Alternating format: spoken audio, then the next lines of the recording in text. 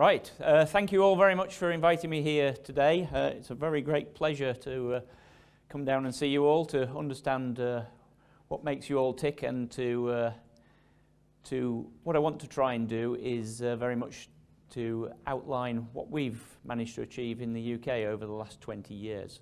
So, as Vice Chairman of the Red Tractor organisation, or Vice Chairman officially of the Board of Assured Food Standards that owns and operates the Red Tractor organisation, that's very much a part-time role for me. It's something that I just do in the evenings, and go to a few board meetings a year and try to engage with the rest of the board and consumers around the country as part of my ongoing day job, which is to manage an 11,000 acre estate in East Anglia, in which we produce about 60,000 tonnes of produce on an annual basis. So I've got quite a full-time job as well as trying to do this on a part-time basis. My objective is very much to try and give you as much information as possible about what Red Tractor's managed to achieve over the last few years, why it was created, and that's very important, who we are, and how we operate, really. So I'll just move on through with that. It was really sort of about 20 years ago that the Red Tractor organisation really needed to come into being, and it was a very difficult time in the UK for primary producers. You know, we had all sorts of things. BSE was starting to raise its head. We had salmonella in eggs. There was issues with contamination of grain, and it wasn't really a very pleasant place to be at all as a primary producer.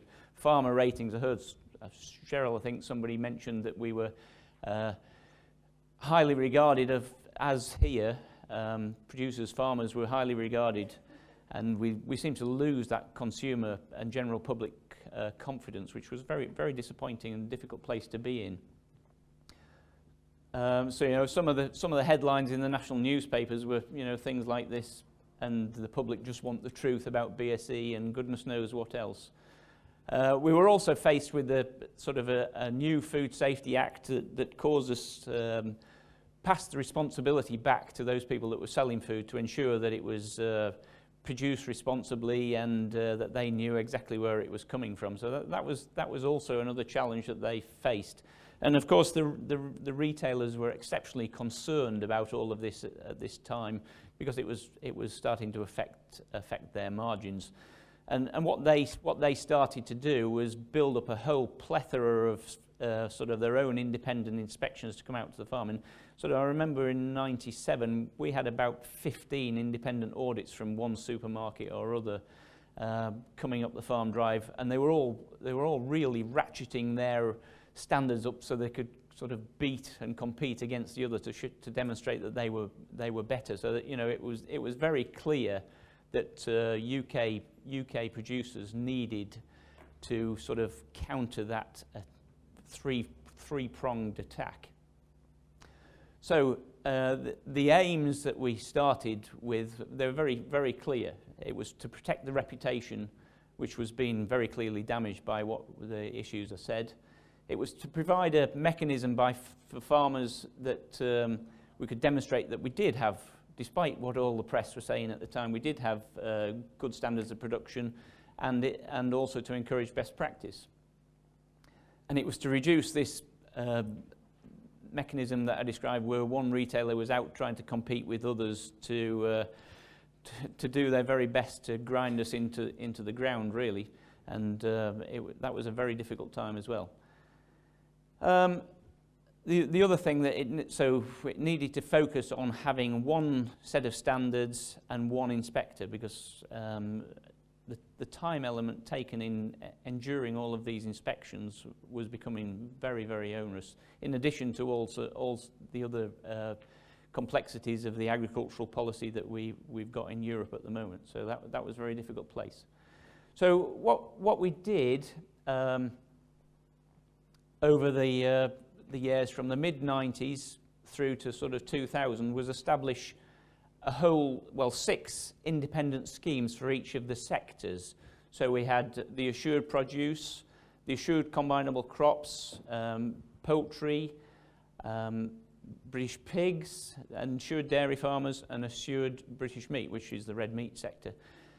And that, you know, we all had our independent sector chairman, and we all had our own staff, and it was very disjointed. And one of the other issues, because each little organisation was very protective of one another, the fact was that you couldn't actually have one audit to cover all of the produce on your scheme. So a mixed cropping dairy producer or a cropping dairy and livestock producer had to have 3 independent schemes. So it was very clear that we needed, from that initial beginnings of the mid-90s, by the year 2000, that we would need something much more effective. So we evolved. We were proactive enough to evolve into the red tractor assurance. Now, initially, it was just the red tractor that was formed out of all of those 6 independent schemes, and the union flag didn't appear underneath it, and that was quite a challenge. But what this did was give us significant benefits to British agriculture, because we could now have one inspector come and do all 6 schemes, and that was clearly sufficient to assist the supermarkets in their due diligence, and equally some of the other retailers that we were marketing to as well. It gave us consistency in the standards, because each of those 6 schemes all ran slightly different standards, and so bringing it all together was very efficient at unifying the inspection process, made it very, very easy to do that. And this was the first time that the producer, because as has been highlighted, we don't really want loads of people coming up our farm drive just inspecting what we do and checking our paperwork and goodness knows what. So it really all came together, this stage 2, I describe it, where there was actually a tangible benefit for the farmer. So paying his membership and enduring the inspection. By 2000, he could actually go into the supermarkets and see the little red tractor on the shelf. So it became a real mechanism by which a tangible benefit, so a farmer could start marketing his produce directly. And that was really a key, and that's where we come from, sort of just being an assurance scheme into becoming a brand or a logo. And we still have this real difficulty now in trying to decide whether we're an assurance scheme or whether we are a brand, you know, and people pushing forwards on 2 tiers. We've still got certain farmers that just don't really appreciate the benefits of the brand, which I'll come on to describe in a moment. So today we're very much known as Red Tractor Assurance, and the key to sort of about 2002 was the ability to attach the union flag to the bottom of the red tractor logo. And don't underestimate that at all. European legislation on labelling makes it incredibly difficult, and the organisation has fought very hard over the last 13, 14 years to retain the ability to keep that union flag attached to the bottom. And it's very clear to me that union flag to the consumer means it's produced in Britain, and that's all the research that comes back shows that. But we're starting to see lots of union flags appearing over massive amount of produce in the UK now, but that doesn't mean anything. It means it was potentially packaged in the UK. That's about it. It doesn't. It might not have even been packaged in the UK. It could have been processed in the UK or something like that. So, and packaged elsewhere. You know, it doesn't mean anything under European labelling law at the moment. So the key is the red tractor demonstrates the assurance part of it and the fact that it's very much British produce. So that was the key when it all came together in sort of the early 2000s. Red Tractor Organisation is a small not-for-profit organisation owned by the British food and farming industry. So it's owned by the whole of the industry and has been right from the very beginning. There's a very small team of 16 people working out of 2 offices, one in London and one at Stoneleigh, which is sort of UK Agriculture's headquarters these days. The organisations that own it are principally the 3 farming organisations across the UK, so NFU Scotland, Ulster Farmers Union and the National Farmers Union.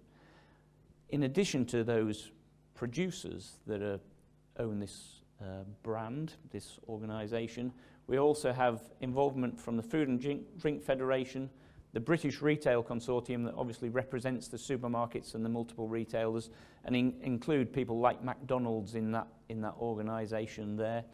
AHDB is our levy board, so they collect levies from all producers, and they have a seat on the ownership board as well.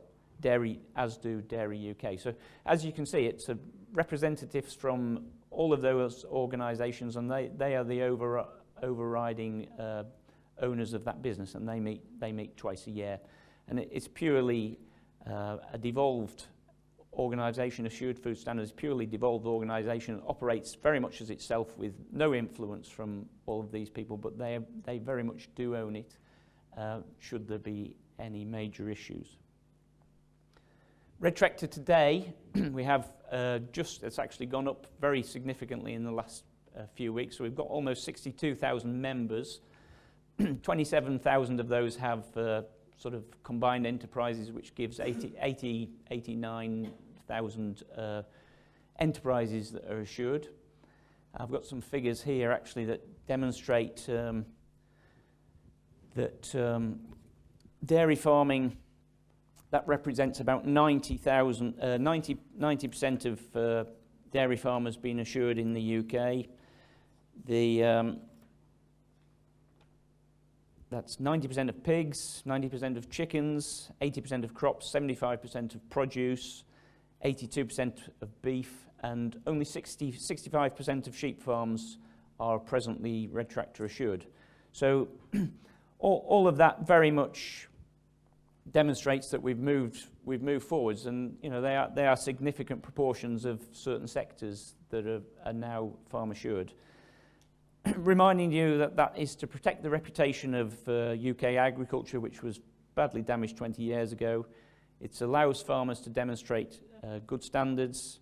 It reduces the possibility of retailers coming with their own schemes, and some of the premium guys, such as Waitrose, are sort of nibbling away and sending out some of their own inspectors now, and we have to keep going back to them and saying, what do you want us to do to ensure that you don't need to go round your producers yet again. So there's always the constant battle that that what we set in terms of standards aren't quite up to standard for certain of the people that we produce for.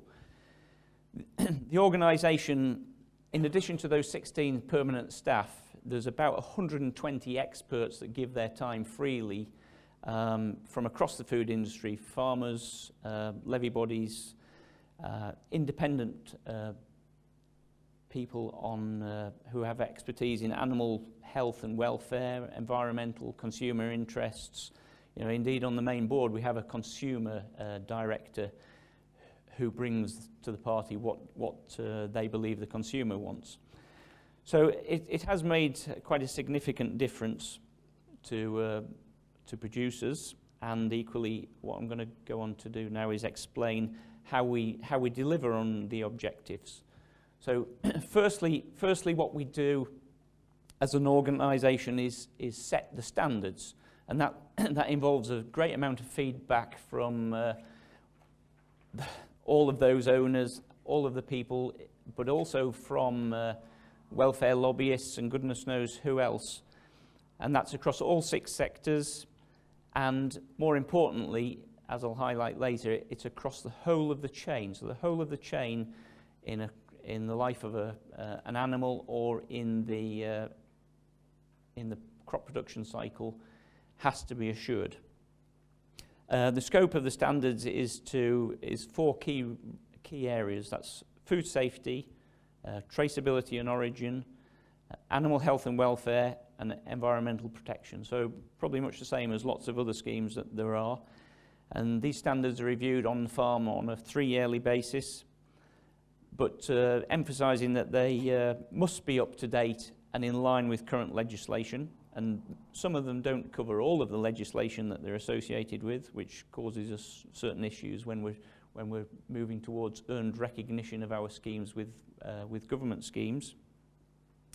And they can be in conjunction with other schemes, so such as the British Meat Processors Association. Rather than developing our own schemes for large abattoirs, the British Meat Processors Association have their own schemes, so we utilise their schemes for our benefit. And equally, certain transport schemes, we utilise them to ensure that the transporter is red tractor assured. So we very much do work with others to ensure that we don't duplicate the inspections, and that, to a certain extent, that crossover occurs with government organisations as well. As I've mentioned, the key is that the whole stage must be assured. So it's not only the 6 sectors in the at the farm level. It's also, in using meat as an example, it's also the haulier must be assured to move the stock from the farm to the market or the collection centre or directly to the abattoir. The abattoir, the processor must be assured, and then the people that process and pack have to be assured as well before it can appear on the supermarket shelf as red tractor assured. So it's sometimes that bringing all of those people together with all of their independent interests is exceptionally difficult and very onerous. And that process still goes exactly the same for the grain as well, or grain produce. The haulier has to be assured, and so does the processor. Now, how do we sort of manage to ensure that these standards are met? Well, we have a range of certification bodies that we work with. So rather than Red Tractor have a whole team of auditors running around the country, we subcontract that process to independent auditors, and I'll put some of them on the screen in a moment. And they're there to certify and assess the Red Tractor standards that our boards have set. And they're charged with managing the applications, ensuring that their assessors are qualified and competent, and dealing with the non-conformities. So here's the 6 partners that we work with to assess that, and some of them you'll recognise as some major global players: SAI Global, PAA Kiwa, NSF. But one thing that we do now, because there was a significant amount of complaints or disparity between how one of the certification bodies was operating and the other, we've now got a sort of global program where we train and we monitor and we actually shadow audit. So Red Tractor will go around with some of the independent auditors from each of these companies and assess their level of competency and ensure that we've got everything working to the standard. And then thirdly, we've obviously got to manage the logo, and we do that through a process of licensing those people that are allowed to use it, and equally we put traceability challenges in place to ensure that they are genuinely buying produce that's been assured throughout its chain. And of course we have to validate that, which forms quite a big part of our business. So, but this is a key part to the business, to protect the brand, to ensure that it is doing exactly what it says on the tin. So, and then the brand, the logo, what we do is communicate the benefits out to the consumer.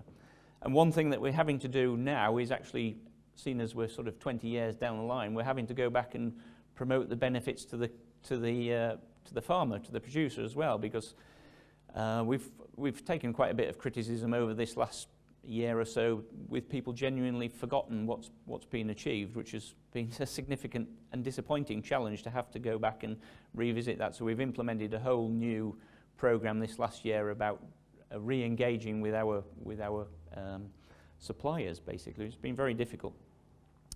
But part of the mechanism that we can do to assist with this is, remember, we have our 62,000 members, and we have a whole range of stakeholders from right across the industry. So all of those people can be utilised to promote the benefits of the red tractor to the consumer.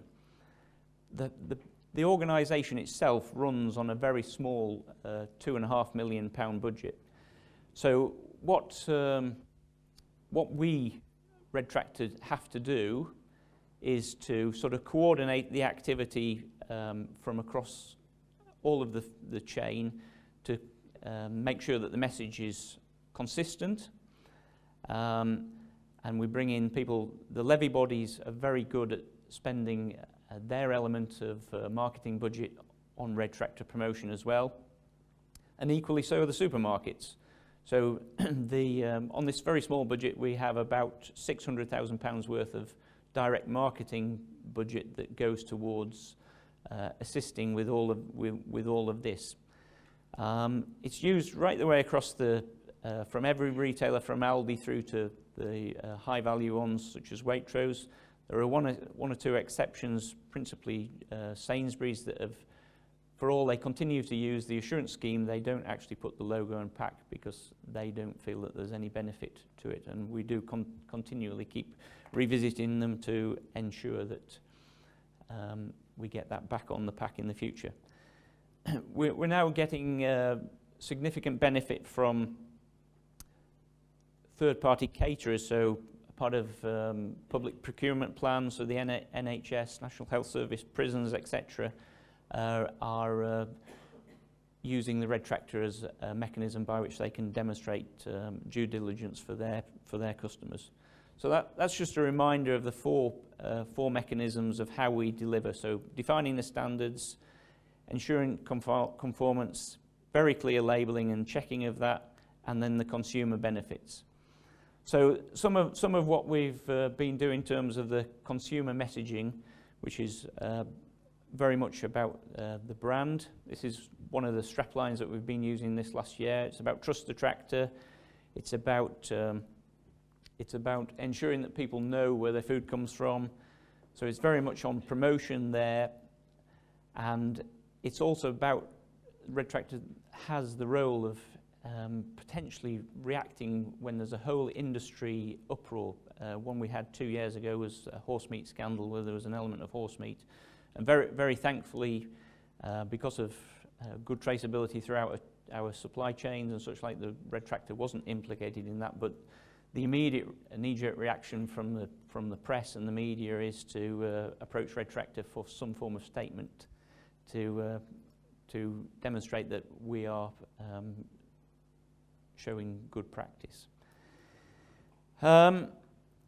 As remember, it's on a very small budget, so this is just some of the promotional activity that Red Tractor has done itself. We host, every year we have 1 week in September, so just before the retailers really get going on the Christmas campaigns, we have a bit of a hit on Red Tractor Week, and this is some of the things that we do. We've got Alex James, who's a guy from Blur, I don't know if he gets across this way, but he's a pop star and has quite a target. He's quite good at the target market. So lots of farmers say who's he and all the rest of it, and it doesn't really matter what we say. It's whether the shopper in that 25 to 35-year-old age bracket will buy Red Tractor because he said it's good. So we have a big PR campaign focused around that week, big social media campaign, and social media has become very important to promotion of Red Tractor.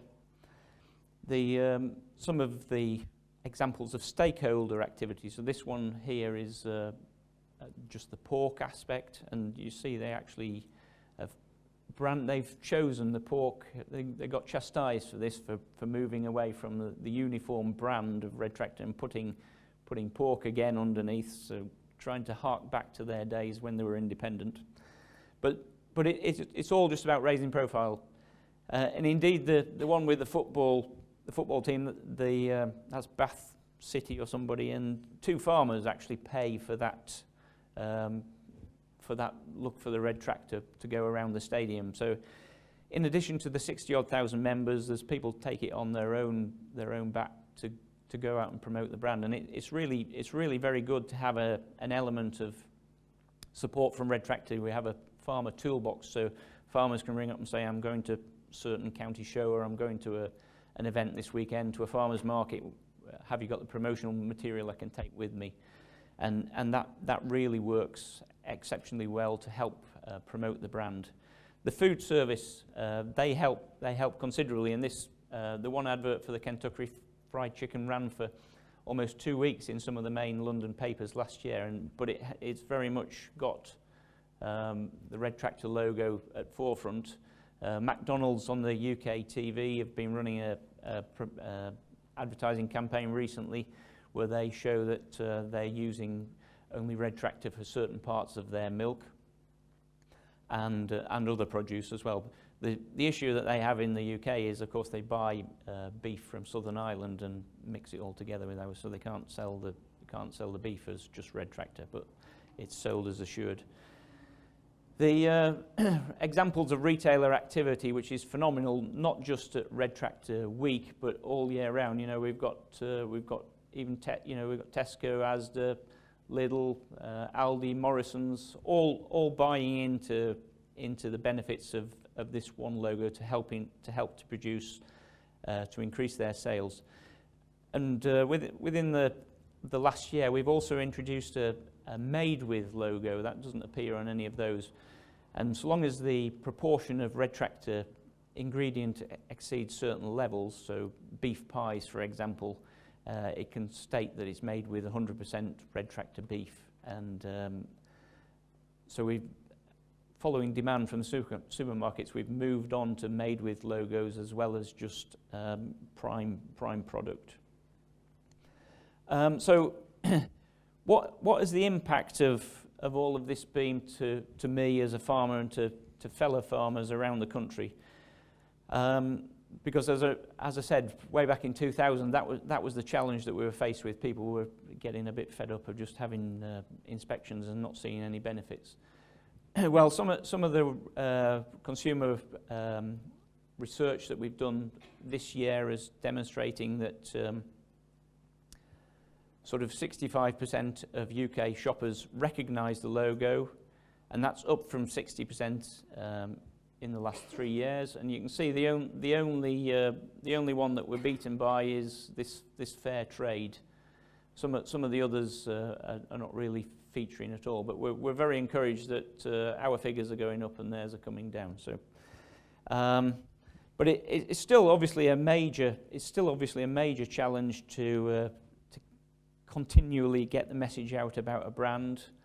Here's a bit more work that actually Fair Trade did, and we were really very appreciative that it demonstrated that more of our consumers would buy the product as opposed to theirs. So it actually it was useful for them to pay for it. So it's demonstrating some real quantifiable benefits to the logo and to producers. I think that should say 55 actually. So this is what we're getting back as feedback from consumers, and we do this quite frequently. And the farmers criticise how the questions are asked and all the rest of it. But, you know, we employ professional marketeers, consumer research organisations to pick up on all of this. So we're seeing all of these categories. We're seeing increases year on year, 2014 to 15, and this is because of the good marketing message that we're putting out.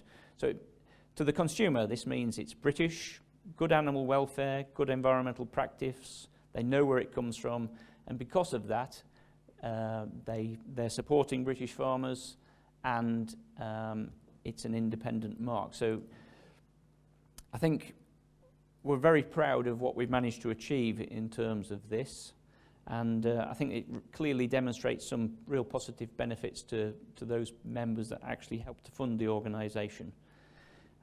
Just some of this was it's not coming out very well, but that's this summer's organisation, what we did, as opposed to just having the one Red Tractor Focus Week, we had a massive amount of buy-in for this Red Tractor Barbecue Bonanza that we ran for sort of 3 weeks, and we put a campaign on the back of it where people can win prizes, and some of the stats coming back from this one this year were actually phenomenal. 26 million radio listeners heard this over the 2-week thing.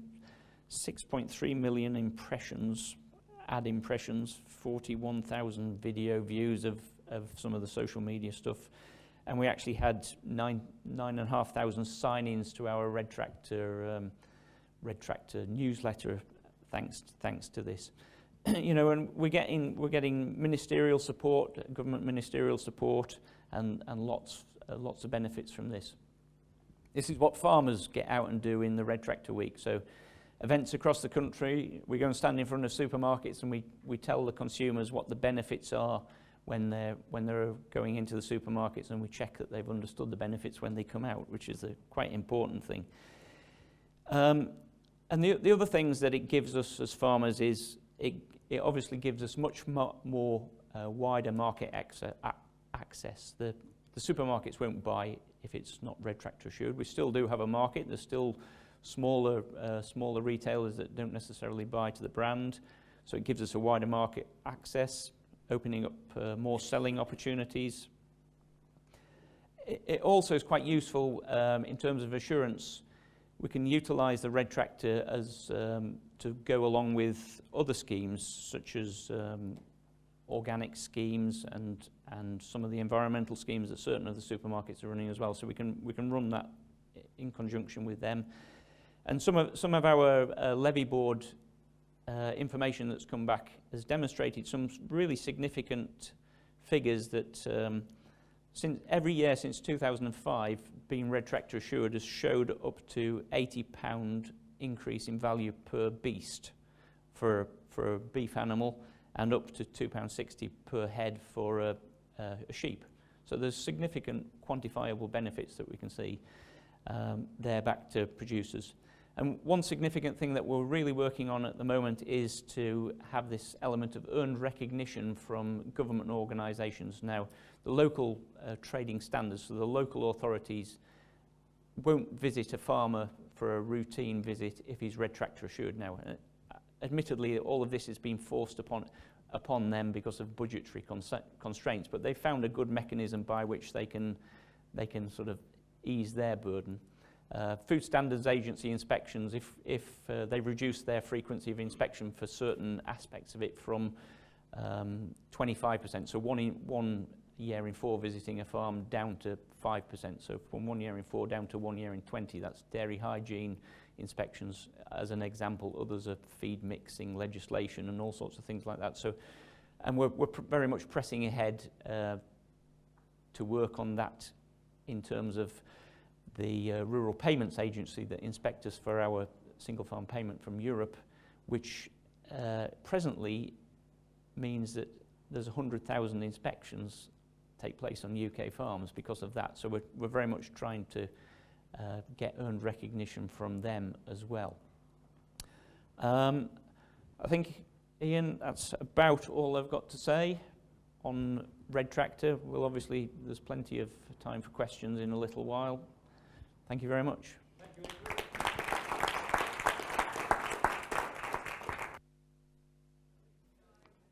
Okay. There's a roving microphone that Dave will kindly take around, so if you've got a question or a comment to Andrew, stick your hand up. Dave will bring the microphone to you. Please keep your questions relatively brief, and Andrew, if you can keep the responses reasonably brief, so we can get 9 questions in the time that we have available to us. Okay, first question. Must be somebody. Gentleman in the green shirt. Dave? In the middle. Right. Where we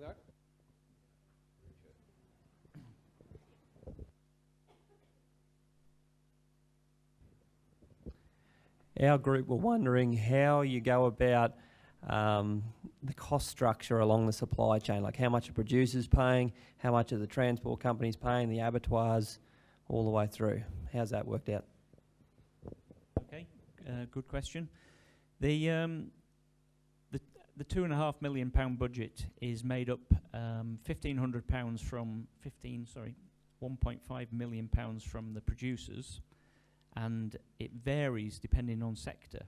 So the dairy sector is based around litrage that the processors pay. The red meat sector is based around a single figure that the producer pays, and that doesn't vary no matter what the size is. So somebody with 100 cows, suckler cows, and finishing 100 cattle pays exactly the same as somebody finishing 2,000. That's the red meat sector. So the cereals sector, cereals and produce, based around an area basis. So it's up to £300 for somebody with 500 acres, and it goes up slightly, but that's capped off. So 1.5 million of the two and a half is from producers at varying different levels.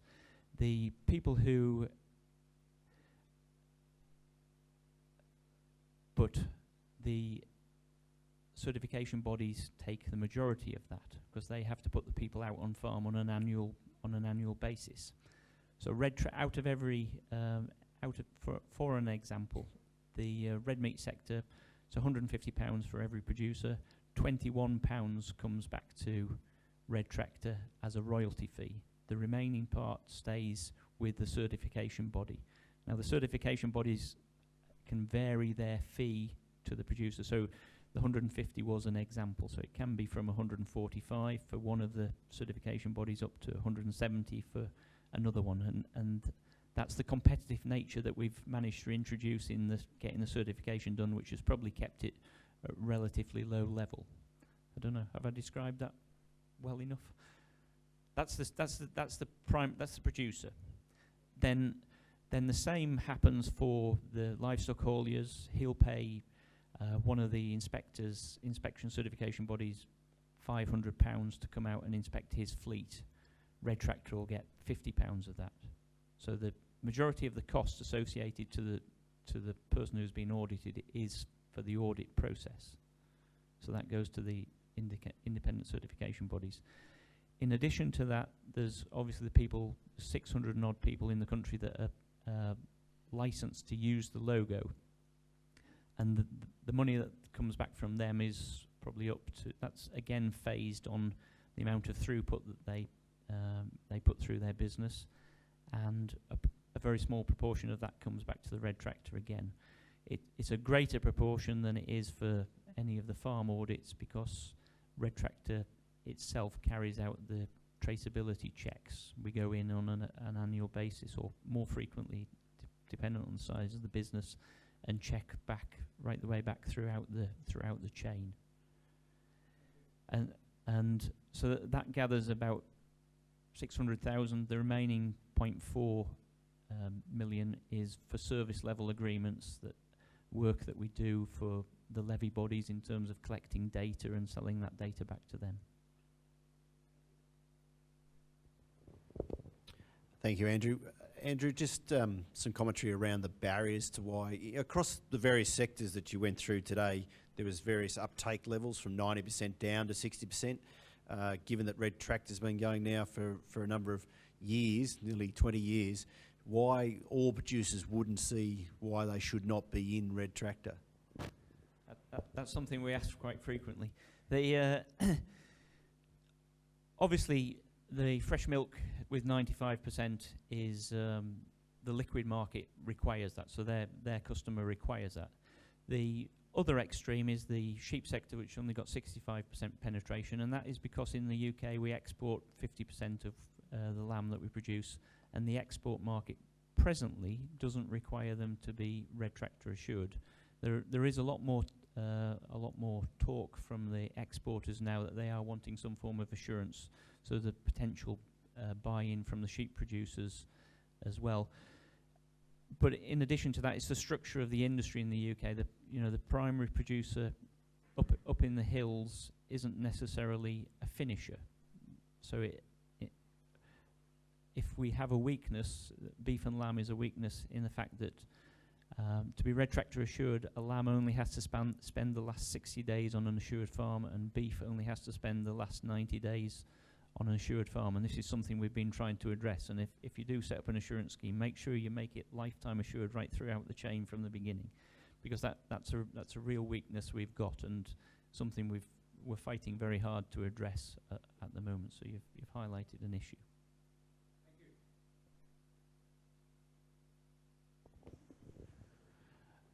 My question's going right to the other end. There was a slide in the middle there talking about the consumer's recognition of attributes and associating them to the tractor, red tractor brand. Most of them were very quite high, but there was a noticeable drop-off for environmental. Just wondering what some of the information is around that, and why red tractor's recognition around environmental standards is not as high as the rest of it. Yeah, and that's something that we're working hard to overcome. And I think those figures demonstrated the last 2 years, and what we've seen in the UK, when after the credits crunch came around, that consumer awareness, consumer observation or respect, for want of a better word, of environmental issues fell from the top of the tree to the bottom, and that was highlighted in that figure. You know, it's all about affordability now, and the fact that they were looking to protect the environment 6-7 years ago now seems less less of an issue to them. But just highlighting on that, and one thing I'd forgotten to mention was the red tractor produce does appear on £12 billion worth of food at the retail end on the shelf, and it's really difficult, and that's out of a total retail grocery spend of about 140, 150 billion. But remember, half of that is imported, so that's not eligible for red tractor, and sort of another half of that grocery bill is out of home, sort of into the other aspects of it. So it is carrying a significant amount of shelf space. So it's holding its weight. But the environmental issue is something that we're disappointed that we haven't managed to get that message out to the consumer, that red tractor does carry great environmental credentials, but the figures shown were very much because the consumer's not very focused on that at the moment.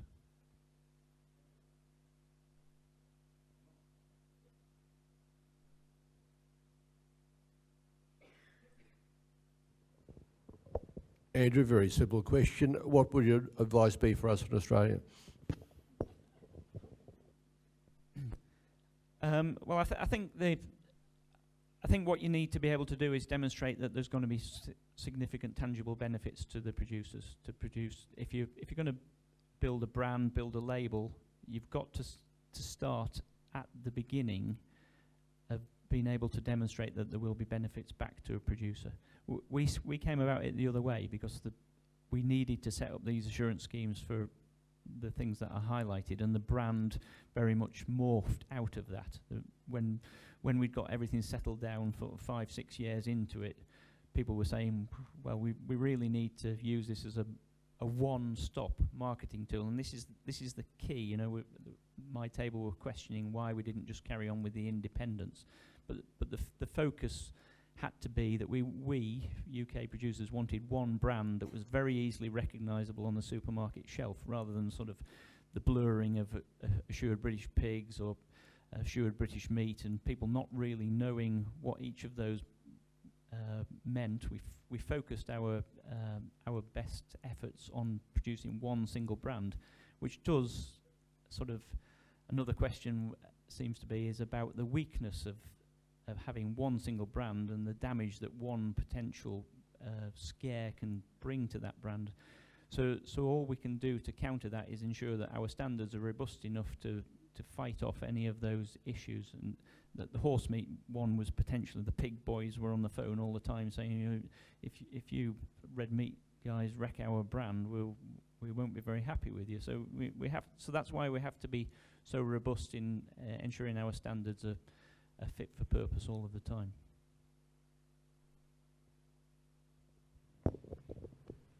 Just within regards to resistance from retailers, could you see somebody like Sainsbury's dropping your logo as a way to try and divide and conquer and tie specific producers to that retail to try and perhaps even drive down that producer's price and their profitability's up? Yes, and Sainsbury's did drop the logo, but what they haven't done, because they can't find anything that's more suitable, is drop the farm assurance aspect of it. So that I appreciate what you're saying about dividing and reducing the price to the producer, but there's been a massive element of resistance from the suppliers to Sainsbury's, in terms of the question. Nobody's taken their stock away from Sainsbury's because they've not selling with the logo on anymore. But what they are doing is saying you must continue to use our farm assurance, because we're not going to have a Sainsbury's auditor coming as well as a red tractor, because we do want to be able to supply Sainsbury's, Tesco's, Morrison's. So rather than, we're not going to go back to where we were in the mid-90s and have loads of independent inspectors coming up our drive. So producers have been very firm in saying we're not moving away and not going to have you doing separate inspections. And we are very disappointed that you're not using our logo to demonstrate that it's British. And then we get into all of the issues on the supermarket shelves of commingling of British produce with imported produce, and that's where the benefit of having 62,000 members inspecting the supermarket shelves on a frequent basis. And we do name and shame them when anything like that happens. Big Union Jack logos with red tractors above promoting British beef, for an example, and then finding a bit of Australian beef in the corner of that same shelf. Social media has been very effective and they're very sharp, very quick to react when those sort of issues are brought to their attention.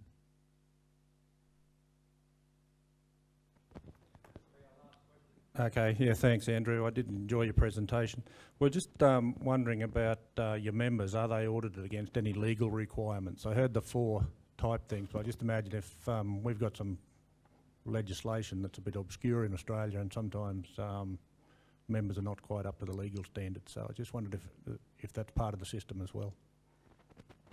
Yeah, I would suggest that the foundation of the majority of standards are the legal obligations, and we sometimes get a criticism levelled against us. Is it, we're just auditing farms for legal obligations, but that is just an element of criticism from the people that don't understand what the standards are. So the fundamentals for the majority will be the legal requirements. So we check them, and I personally find that the red tractor audit is so exceptionally efficient at preparing me should I be subject to a legal inspection from one of the enforcement bodies. So I get my red tractor inspection on an annual basis, and the paperwork's all put in place, the day before or 2 days before. But if I get a call from the Rural Payments Agency, which they can give me 48 hours notice that they're going to appear, and if I fail one of their inspections, then I get a penalty of up to 50% on my single farm payment, which is a significant amount of money. It starts at 3% and moves up to 50. So I want to be sure that I've got everything in place when I have an inspection, particularly from the Rural Payments Agency. And the bit I highlighted now about the local authorities is that because I'm red tractor assured and red tractor auditors checked most of the legal aspects and some, that they're not even bothering to come anymore, and they're focusing their efforts on those people that are not red tractor assured. So that's a real quantifiable, tangible benefit to farmer members, that they don't need to have these inspections from local authorities.